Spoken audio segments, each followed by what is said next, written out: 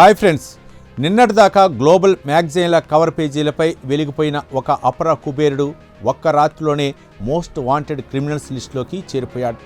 London వీధిలో కోట్ల విలువైన ఆస్ట్రిచ్ హైవిండ్ కోటు వేసుకుని దర్జాగా తిరుగుతూ దొరికిపోయిన ఆ డైమండ్ కింగ్ ఎవరో కాదు, నీరవ్ మోదీ. బాలీవుడ్ నుంచి హాలీవుడ్ దాకా గ్లోబల్ బ్రాండ్ అంబాసిడర్గా ప్రియాంక చోప్రా మెరిసిన ఒక లగ్జరీ వజ్రాల సామ్రాజ్యం వెనుక ఎలాంటి దారుణమైన ఫైనాన్షియల్ క్రైమ్ దాగుందో తెలిస్తే ఎవరికైనా మైండ్ బ్లాక్ అవటం ఖాయం. పంజాబ్ నేషనల్ బ్యాంక్ పునాదులను షేక్ చేసి ఏకంగా 11,400 కోట్ల రూపాయల ప్రజాధనాన్ని విదేశీ అకౌంట్లోకి గుమ్మరించిన ఈ మైండ్ బ్లోయింగ్ థ్రిల్లర్ స్టోరీ వెనుక ఉన్న ఆల్ట్రా లెవెల్ ట్రాక్సిక్స్ అరాచకం ఒక సాదాసీదా గుజరాతీ వజ్రాల వ్యాపారి వారసుడు దేశాన్ని వణికించిన బిగ్గెస్ట్ స్కామర్గా ఎలా ఎదిగాడో, fake letter of undertaking సాయంతో సిస్టమ్ను ఎలా మేనేజ్ చేశాడో చూస్తే పక్కా సస్పెన్షన్ సినిమా థ్రిల్లర్లా అనిపిస్తుంది. ఆ సంచలన నిజాలను ఈ వీడియోలో పూర్తి వివరాలతో క్లియర్ కట్గా చూద్దాం.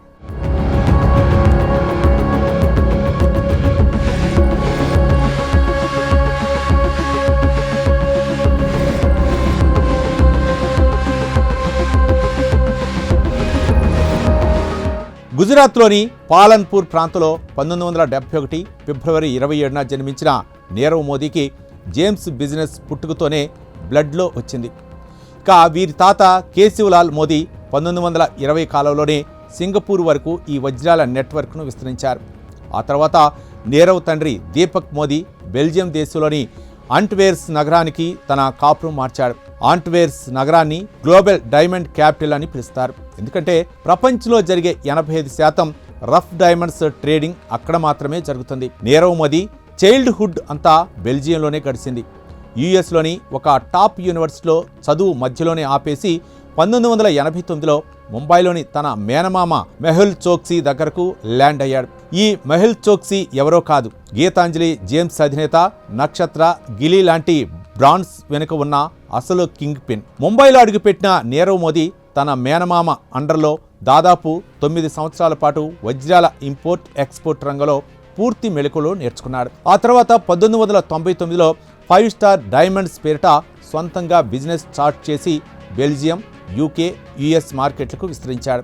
ఆ రోజుల్లో వజ్రాల వ్యాపారాలు కేవలం రఫ్ డైమండ్స్ మాత్రమే అమ్మేవారు. నీరవ్ మోదీ ఒక క్రేజీ ఐడియాతో గేమ్ చేంజ్ చేశాడు. తానే స్వయంగా వజ్రాలను కట్ చేసి పాలిష్ చేసి ఇస్తానని ఇంటర్నేషనల్ బయ్యర్లకు ఆఫర్ చేశాడు. ఈ సరికొత్త స్ట్రాటజీ అతని మార్కెట్లో హెవీ అడ్వాంటేజ్ ఇచ్చింది. 2005లో అమెరికాకు చెందిన ప్రముఖ డైమండ్ రిటైల్ జాయింట్ ఫెట్రిక్ గోల్డ్ మ్యాన్ను కొనుగోలు చేసి బిజినెస్ వరల్డ్ను ఆశ్చర్యపరిచాడు. బిజినెస్లో రాకెట్లా దూసుకుపోతున్న నీరవ్ మోదీ లైఫ్లో 2009లో ఒక ఊహించిన ట్విస్ట్ వచ్చింది. అతని క్లోజ్ ఫ్రెండ్ ఒకరు ఇయర్ రింగ్స్ డిజైన్ చేయమని అడగటంతో మొదటిసారి జ్యువెలరీ మేకింగ్ రంగంలోకి ఎంట్రీ ఇచ్చాడు.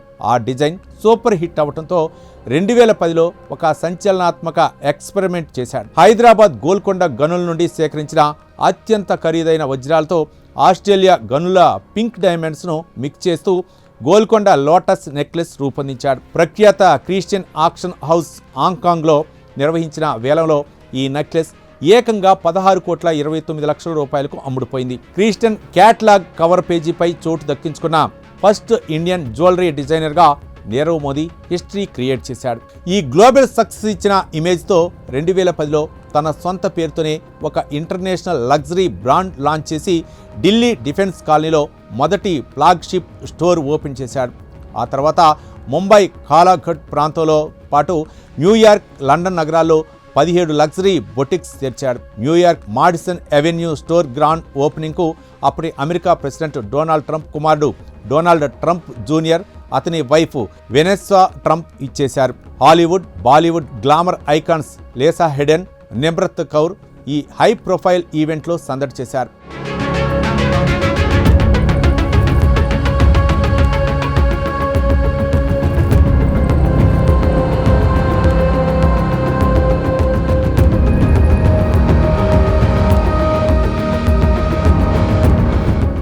ఫోర్బ్స్ రీసెర్చ్ లిస్టులో ఇండియాలో 85వ స్థానానికి చేరుకున్న నీరవ్ నికర ఆస్తి విలువ $1.73 బిలియన్ రికార్డైంది. ఈ కలర్ఫుల్ లగ్జరీ లైఫ్ వెనుక పిఎన్బి బ్యాంకును కొల్లగొట్టే ఒక డార్క్ ప్లాన్ దాగి ఉంది. వజ్రాల ఇంపోర్ట్ కోసం ఫారిన్ బ్యాంకుల నుండి తక్కువ ఇంట్రెస్ట్ రేటుకు లోన్ పొందేందుకు ఉపయోగించే లెటర్ ఆఫ్ అండర్టేకింగ్ అనే సిస్టమ్ను నీరవ్ మోదీ టార్గెట్ చేశాడు. నార్మల్గా ఇండియన్ బ్యాంకులు గ్యారంటీ ఇస్తేనే విదేశీ బ్యాంకులు ఈ ఫండ్స్ రిలీజ్ చేస్తాయి.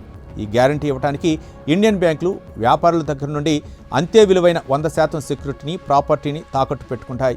ముంబైలోని పిఎన్బి బ్రాడీ హౌస్ బ్రాంచ్లో 2010 మార్చి 31న జాయిన్ అయిన deputy manager Gokulnath Shetty, clerk Manoj కరత్లతో నీరవ్ మోదీ సీక్రెట్ డీల్ కుదుర్చుకున్నాడు. ఈ ఇద్దరు కరప్టెడ్ బ్యాంక్ అధికారుల సాయంతో ఎలాంటి సెక్యూరిటీ డిపాజిట్ కానీ మార్జిన్ మనీ కానీ పెట్టకుండానే పిఎన్బి బ్యాంక్ హెడ్లైన్ పేరుతో లెటర్ ఆఫ్ అండర్టేకింగ్స్ జారీ చేయించుకుంటూ నీరవ్ మోదీ ఒక అరాచకానికి తెరలేపాడు. అత్యంత విచిత్రమైన ట్విస్ట్ ఏంటంటే ఈ ఎల్ఓయూలకు సంబంధించిన కంప్లీట్ డేటాను బ్యాంక్ అఫీషియల్ సాఫ్ట్వేర్ అయిన కోర్ బ్యాంకింగ్ సిస్టంలో అసలు రికార్డు చేయకుండా చాలా జాగ్రత్తగా చేశారు. కేవలం గ్లోబల్ లెవెల్లో వాడే ఇంటర్నేషనల్ స్విఫ్ట్ మేనేజింగ్ నెట్వర్క్ ద్వారా విదేశాల్లోని ఇండియన్ బ్యాంక్ బ్రాంచీలకు పిఎన్బి గ్యారంటీ ఇస్తున్నట్లు సీక్రెట్ మెసేజ్లు పంపుతూ సిస్టమ్ను బురిడి కొట్టించారు. సిబిఎస్ సాఫ్ట్వేర్ను స్విఫ్ట్ సిస్టమ్ను లింక్ చేయకుండా వదిలేసిన ఈ ఘోరమైన టెక్నికల్ లూప్ హోల్ను వాడుకుంటూ ఇటు బ్యాంక్ టాప్ మేనేజ్మెంట్కు కానీ అటు ఇంటర్నేషనల్ ఆడిటర్లకు కానీ వేల కోట్ల ఫైనాన్షియల్ ట్రాన్సాక్షన్ జరుగుతున్నాయనే లీక్ కూడా అస్సలు అందలేదు. ఈ మైండ్ బ్లోయింగ్ స్కెచ్తోనే కోట్ల రూపాయల పబ్లిక్ మనీని ఏమార్చి విదేశీ బ్యాంకులోకి చాలా ఈజీగా షిఫ్ట్ చేశారు. నీరవ్ మోదీ కేవలం లోన్ అమౌంట్ తీసుకోవడమే కాకుండా విదేశాల్లో హాంకాంగ్, దుబాయ్ లాంటి చోట్ల 17 డమ్మీ షెల్ కంపెనీలు క్రియేట్ చేశాడు. కేవలం 8,000 రూపాయల శాలరీకి చదువురాని అమాయకులను ఆ కంపెనీలో డైరెక్ట్గా కూర్చోబెట్టాడు. ఇండియా నుండి తక్కువ క్వాలిటీ వజ్రాలను ఈ షెల్ కంపెనీల ద్వారా ఎక్కువ రేటుకు అమ్ముతున్నట్లు ఫేక్ బిల్లులు రెడీ చేసేవాడు. ₹1,00,000 విలువైన ఆర్డినరీ వజ్రాన్ని తన డిఫరెంట్ షెల్ కంపెనీల ద్వారా రొటేషన్ చేస్తూ 50 లక్షల రూపాయల విలువకు చూపించేవాడు.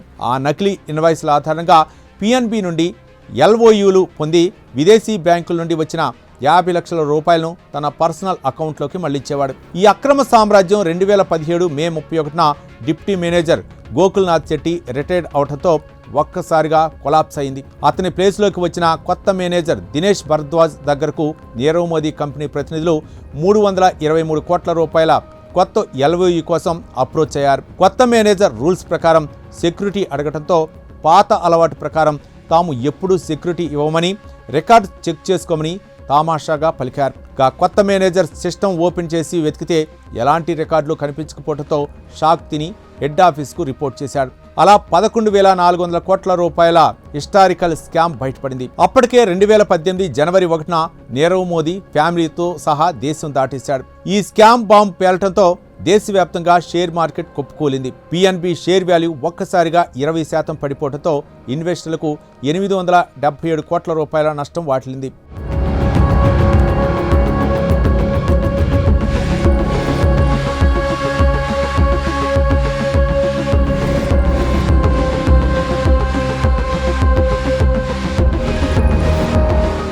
ఇక ఆర్బీఐ వెంటనే ఈ ఎల్ఓయూ సిస్టమ్ను ఇండియాలో పూర్తిగా బ్యాన్ చేసింది.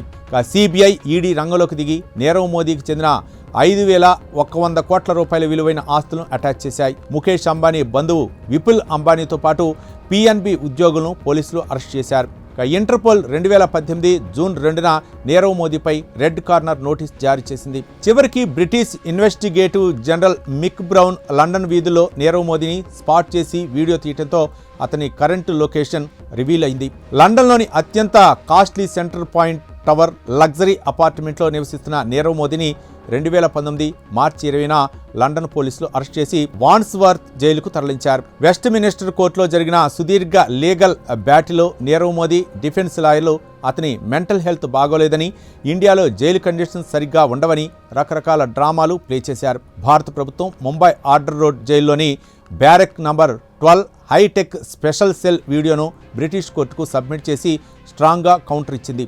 దీంతో 2021 ఏప్రిల్ 15 యూకే హోమ్ డిపార్ట్మెంట్ అతన్ని ఇండియాకు డిపోర్ట్ చేసి అప్పగింత ఆర్డర్పై అఫీషియల్ సైన్ చేసింది. లండన్ హైకోర్టు కూడా నీరవ్ మోదీ అప్పగింతను సమర్థిస్తూ ఫైనల్ జడ్జిమెంట్ ఇచ్చింది. బ్రిటన్ సుప్రీంకోర్టుకు అప్పీల్ చేసుకునేందుకు లండన్ జడ్జీలు పర్మిషన్ నిరాకరించడంతో 2022 డిసెంబర్ 15 నాటికి నీరవ్ మోదీకి ఉన్న అన్ని లీగల్ విండోస్ క్లోజ్ అయ్యాయి. చట్టం ప్రకారం 28 రోజుల్లో అతన్ని ఇండియా తీసుకురావాల్సి ఉన్న కొన్ని ఇంటర్నేషనల్ లీగల్ టెక్నిక్స్ వల్ల నేటికి ఆ ప్రాసెస్ హోల్డ్లోనే ఉండిపోయింది. అటు లూటీ అయిన ప్రజాధనం పూర్తిగా రికవరీ కాలేదు, ఇటు స్కామ్ చేసిన మెయిన్ కాల్ప్రిట్ ఇండియాకు రాలేదు. సామాన్యుడి హోమ్ లోన్ ఈఎంఐ ఒక్కటి మిస్ అయితేనే రికవరీ ఏజెంట్లు పంపే బ్యాంకింగ్ సిస్టమ్ ఇంత పెద్ద సెలబ్రిటీ స్కామర్ల విషయంలో ఎంత హెల్ప్లెస్గా ఉందో చెప్పడానికి ఈ నీరవ్ మోదీ లైఫ్ స్టోరీ ఒక క్లాసిక్ ఎగ్జాంపుల్.